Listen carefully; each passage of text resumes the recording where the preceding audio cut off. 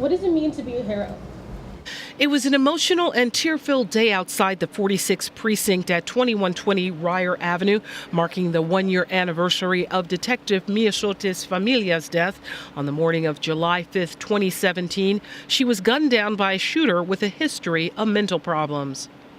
Her surviving children, Genesis Vilela and twins Delilah and Peter Vega, unveiled Miosotis Familia Way with Mayor Bill de Blasio and Police Commissioner James O'Neill nearby.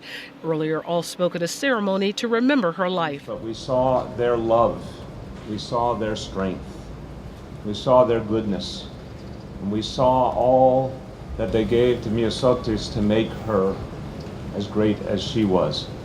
He also spoke of a mom who worked tirelessly to experience life to the fullest to benefit all those she came into contact with.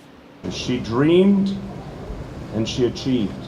And all of those who knew her best agree, Miosotis was truly a special person, and her death was an indescribable loss for our department, for our city, and in fact, for our entire nation. She loved her first family at home.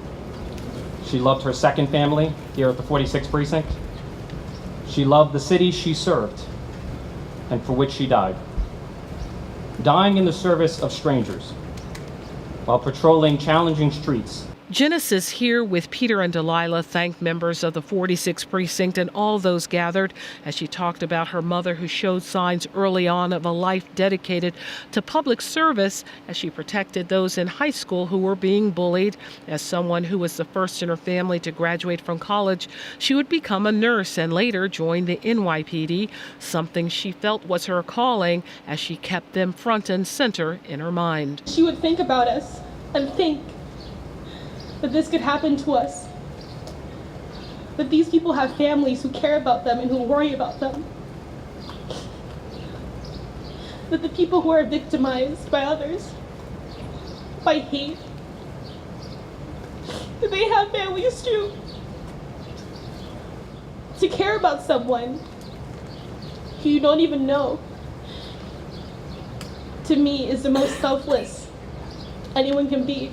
Yet it was something she did every day. Other leaders there to remember Detective Miosotis, Deputy Bureau President Marika Scott-McFadden. I hope that the loss of this hero, that it will serve as an inspiration to the rest of New York City and all the public servants who dedicate their lives to people that they don't even know. I knew she was a police officer, but the one thing we had in common, we were both moms.